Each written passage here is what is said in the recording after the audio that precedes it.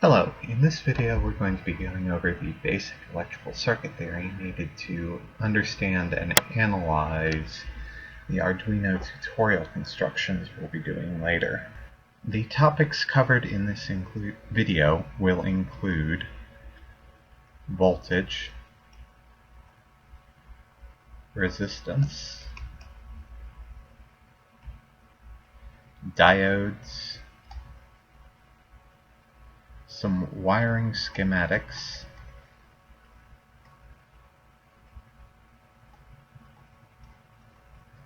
and we're going to end with an example that pulls all of the various topics previously discussed together, in this case sizing an LED current limiting resistor.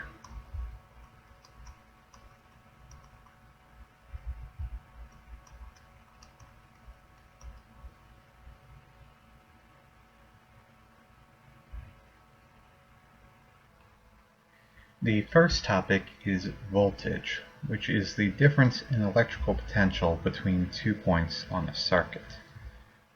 So, if I just draw a simple circuit with a few different types of components on it,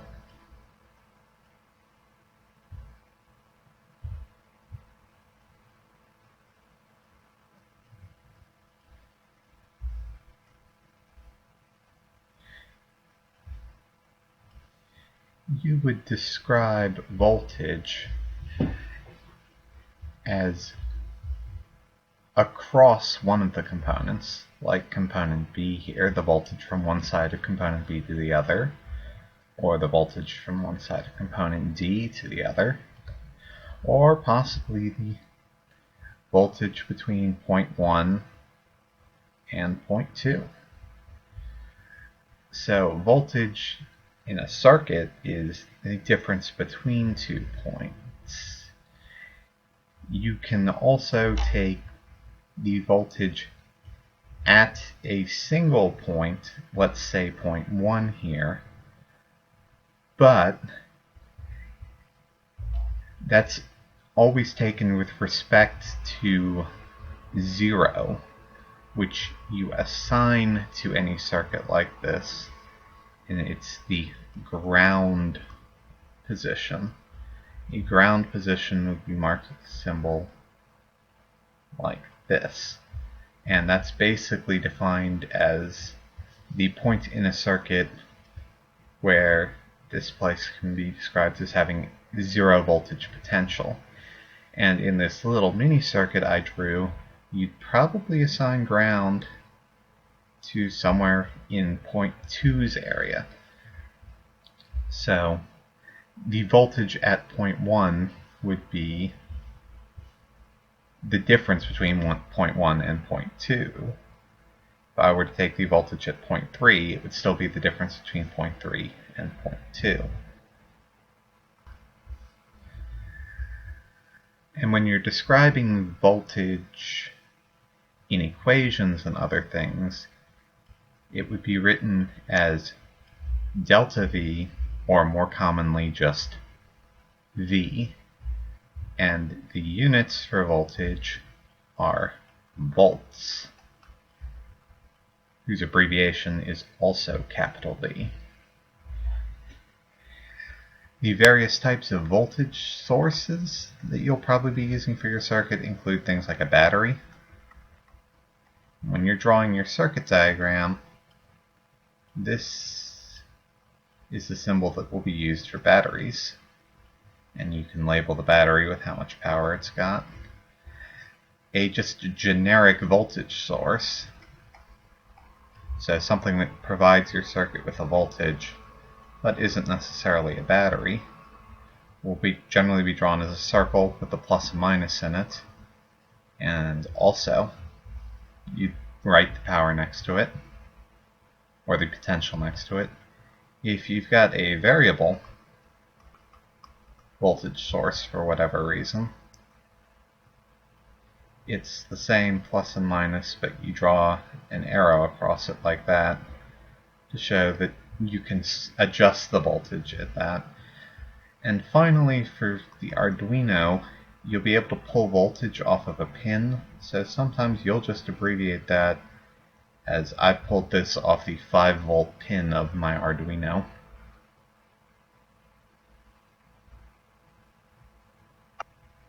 The next component that we're going to discuss are resistors, which is any device that restricts electrical current. And in order to do that, we're also going to have to define current. So current is the flow of electricity through a given point.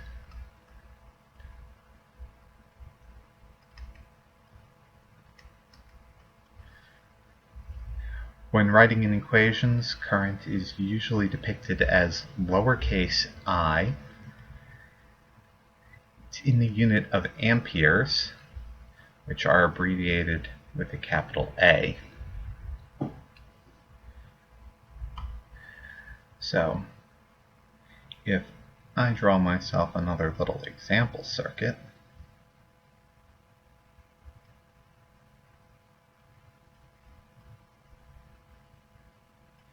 you would describe the current, say, flowing through one of the components, like component B,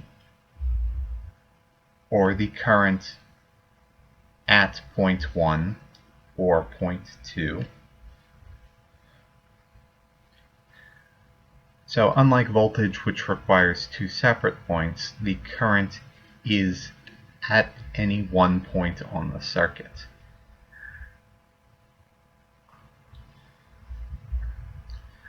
Now a resistor will be drawn on your schematics as this sort of wavy diagonal broken line, or wavy diagonal line. It'll be written in equations as a capital R. The resistance of your resistor will be written as capital R.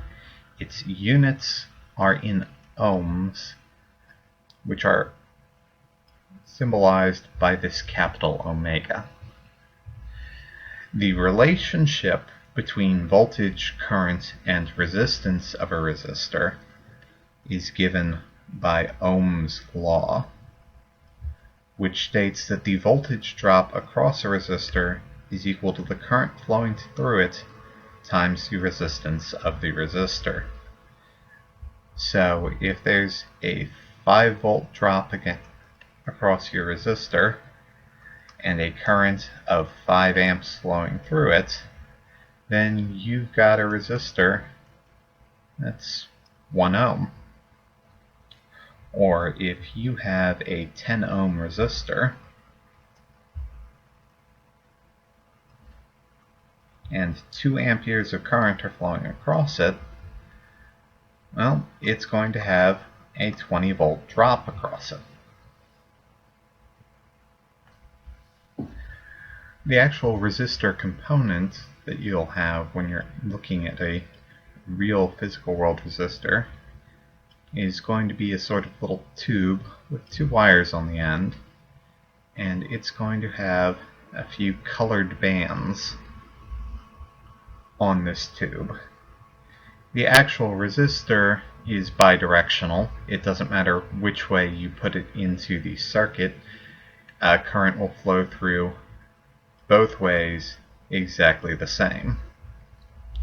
These various colored bands are how a resistor is marked with its resistance for you. The code for reading those is that the colors are black, brown, red, orange, yellow, green, blue, violet, gray, and white. And these represent the digits 1 through 9.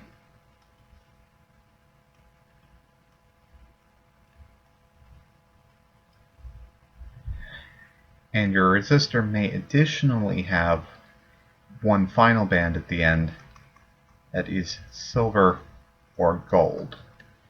And those indicate your resistor's tolerance. So how close is your resistor allowed to be to the value listed, and it may be off.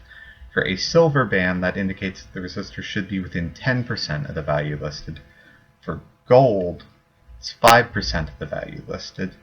And if your resistor has just no band at all for tolerance, that's plus or minus 20% of the value shown. So if you have a resistor with 4 bands, that is red,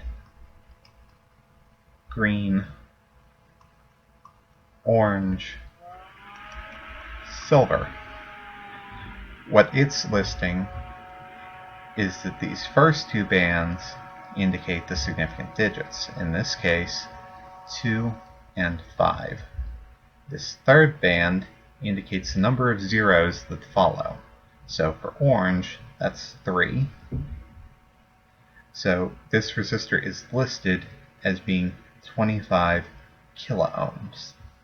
At the silver band means it's got a tolerance of plus or minus 10%. So your actual resistance can be anywhere between 23.5 and 27.5 kiloohms.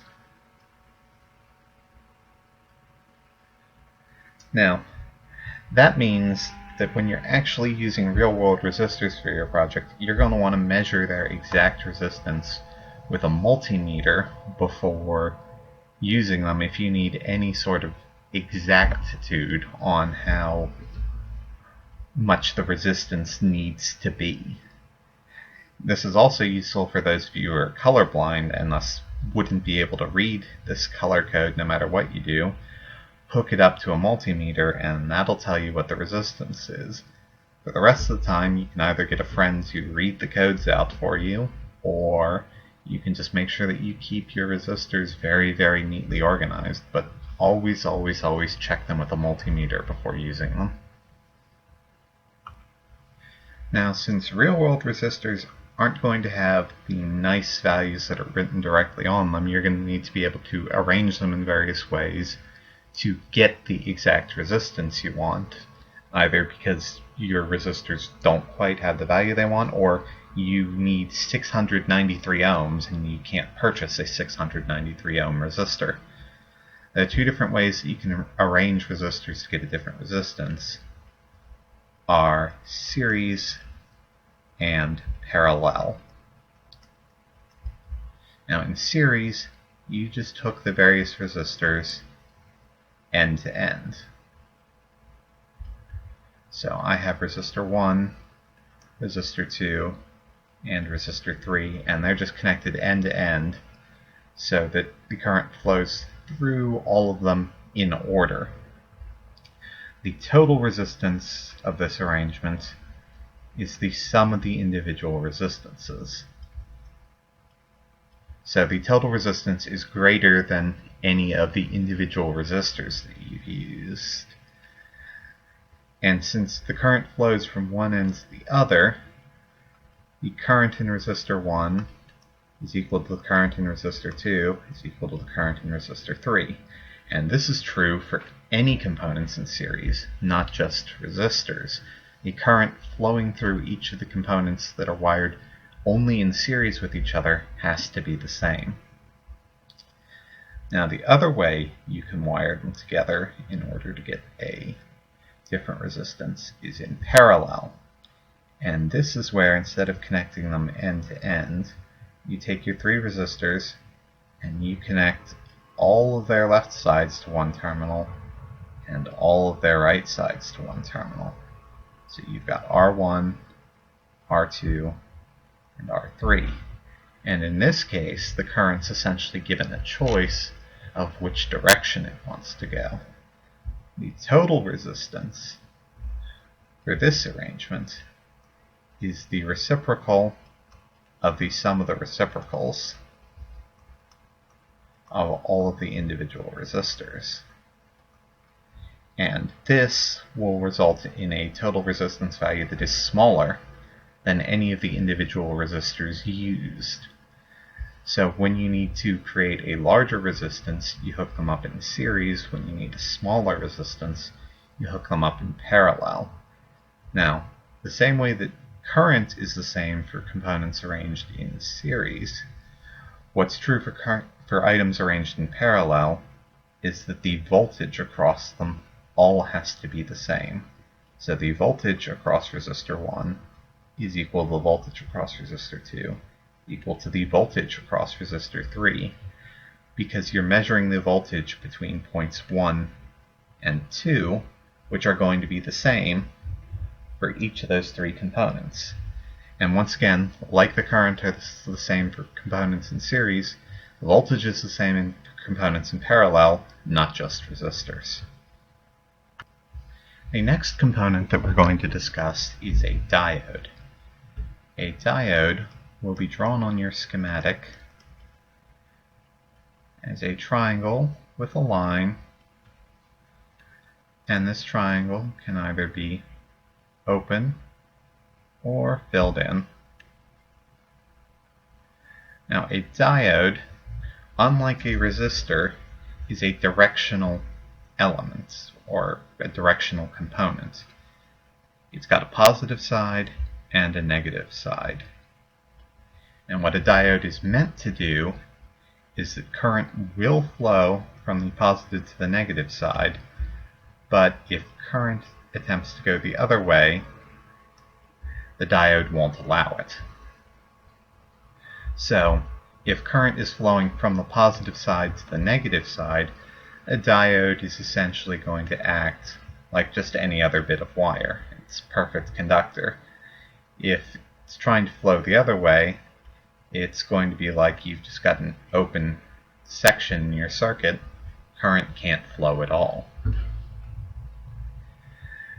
Now, in order to actually open up your diode, it doesn't just open the instant current touches it.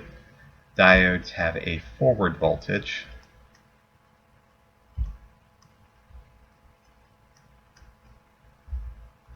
or VF, which is the minimum voltage that needs to be across that component for the diode to actually open and start acting like a fully conductive section of wire.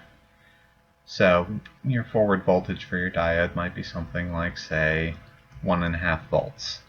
Until there's 1.5 volts across that diode, it's going to behave like the open section of wire, even if current is flowing or would be flowing in the correct direction.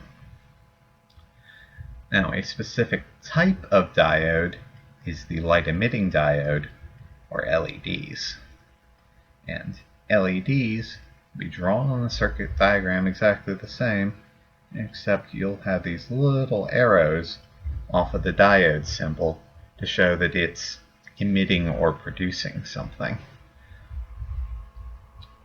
The other thing about diodes is that most of them will have a maximum current that can flow through them, which is safe for the diode. You flow too much current through it and the diode will burn out and stop working. So your diode might have a maximum safe current of 30 milliamps. And this is a potential problem, because if your diode is closed and allowing current through it, it has absolutely no way to limit that current. Once the diode is allowing current to flow through it, it will allow as much as the circuit will put through it. So if there are no resistors to limit that current, the current will ramp up and up and up and up until you've exceeded this Imax and burned out your diode. Now, since your diode is a directional component, you'll need some way of sort of translating this little schematic, which has a positive and negative side, into the actual physical component that you're holding. Now, the positive end of a diode is also sometimes called the anode, and the negative side is called the cathode. For a simple diode, it's going to look fairly similar to a resistor, except it's going to be a transparent little tube on wires, and one of those sides is going to have some sort of marking band on it. That marking band indicates that this is the cathode, the negative side of the diode. So the diode drawn in over here is in the same direction as the schematic diagram previously drawn. For a light emitting diode, there can be multiple different ways to tell which side is positive and negative. Your light emitting diode's usually a little plastic bubble. So if you're looking at a side view of it, it's going to have sort of trailing wires that are used to connect it into the circuit. The longer one is the anode, the positive side. The shorter one is the cathode, the negative.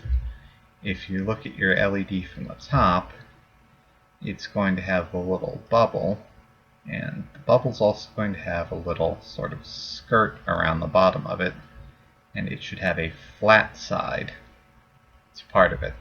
That flat side indicates the wire coming out below it is the negative side of your diode, the cathode, which means the other one is the positive side.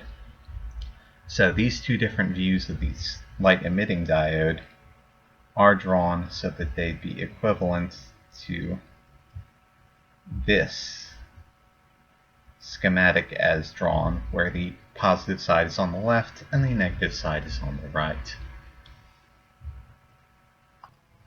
We've spoken of schematics a few times in this video, and I've even drawn up some quick schematics to illustrate various points. Like, here's my little example circuit.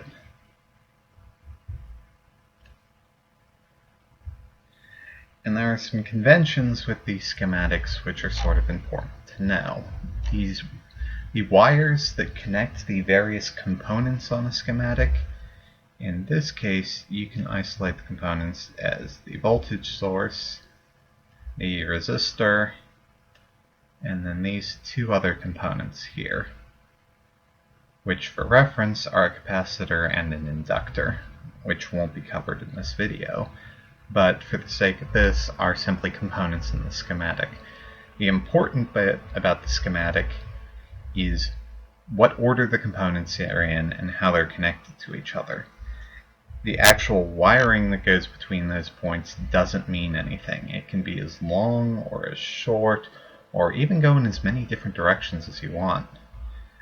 So a schematic that's just a resistor connected to a battery or some other voltage source is exactly the same no matter how many different twists and turns I add to the wire, as long as it's that source connected to the same resistor. Those schematics are equivalent. Additionally, these schematics don't particularly, in addition to length of the wires and the direction they're going in, you can also unpack things like junctions. So if you have three resistors connected together on one side and a wire heading out of there, that schematic is identical to half of the parallel configuration shown earlier, where these three are tied together and then you've got a wire heading out. The fact that I've expanded this out to include the additional wires here and here is still exactly the same as the three junctions shown here. And one last convention is that when you need to cross your wires, so if I've got my battery here and it goes to a resistor here and some component here and some component here, and I decide for whatever reason that I need to connect point 1 here and point 2 here. When I cross over the wire here, there's a few different ways I could draw that. Now, one of the ways I can draw that is that when I go to get to this wire, I do this little hop over it, and that says that these wires aren't connected, they aren't touching. Current flows from point 1 to point 2 and point 3 to point 4, but not from 1 to 4 or 3 to 2. So you simply got the current going across and the current going down. The other way you can depict that is just as the wires crossing. Once again, you just got the current going down from 1 to 2 and across from 3 to 4, and they're completely separate entities. Nothing goes from 3 to 2, nothing goes from 1 to 4. If you want to depict an actual junction, then it's like the resistors shown up here. You have the wires cross, and then you include this big dot in the center that says this is all connected. So you can have current flowing in from all of those various points, 1, 2, and 3, and then out through 4.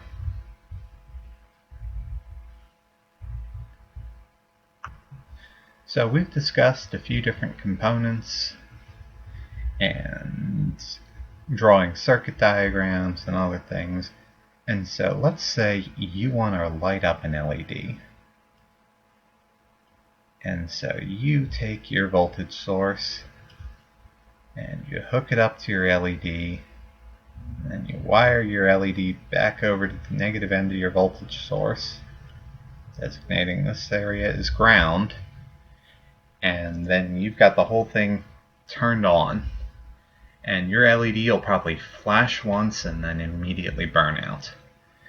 Because as we discussed earlier, your LED is absolutely unable to limit current flowing through it. So your LED, which is going to have these little emission lines, will have a forward voltage of, let's say, 2 volts and an Imax of 12 milliamps, and you've hooked it up to a 5-volt source in order to make sure that it meets that forward voltage, so your LED will turn on and current will flow through it. But you've included no way to limit the current flowing through it, so once it's hooked up and turned on, the current through your LED will increase until it exceeds Imax and your LED burns out. A way to fix this is that you include another component. Right after the LED in series, you hook in a resistor.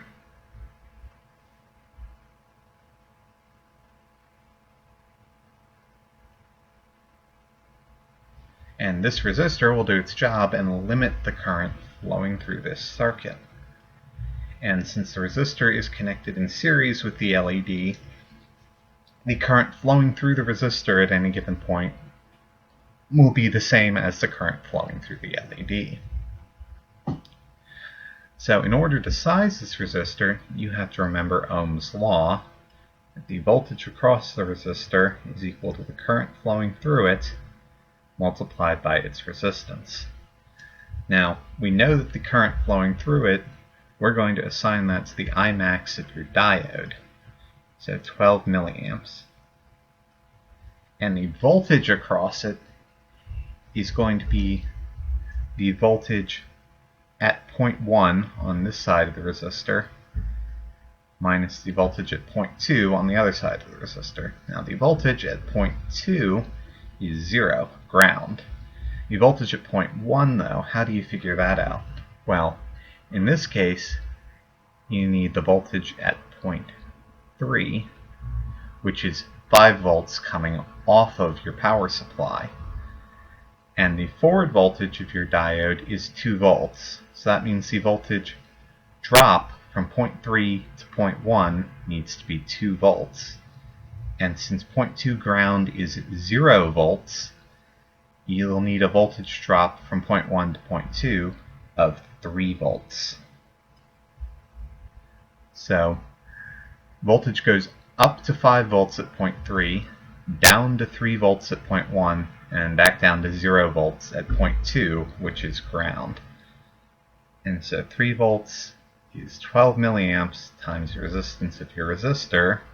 So the resistance of your resistor is 3 volts divided by 0.012 amps is 250 ohms. So in order to make sure that your diode doesn't burn out, you're going to need a 250 ohm resistor included in the circuit. Now, for an actual circuit, this I value, you would not want to use I max there. You would want to use something like 80% of I max, just in case of surges or fluctuations in the current. That way, that if the current goes up for whatever reason, there's a surge in your power source, or just oscillates a little bit between, say, like 4 volts and 6 volts as opposed to staying at 5 volts, those perturbations won't push your diode above its maximum safe rating and cause it to burn out. So you might want to use something like, say, 10 milliamps instead of 12 milliamps.